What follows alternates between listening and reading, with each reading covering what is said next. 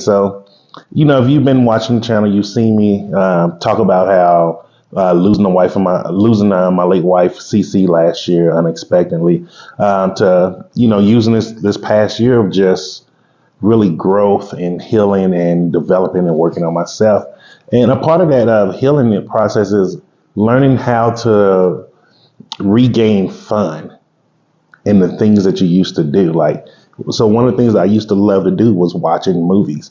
And, it's one of the things that we love doing together. So after losing her, it's been hard to watch movies again. And, so I've been slowly getting myself back into that, getting myself back into the enjoyment. Because if you would have told me this a year ago that, hey, you'll be watching some movies, having a good time and laughing, I wouldn't have believed that. And you know what? It took me a while to get there, but it was worth it. And so I just want to be very honest about that.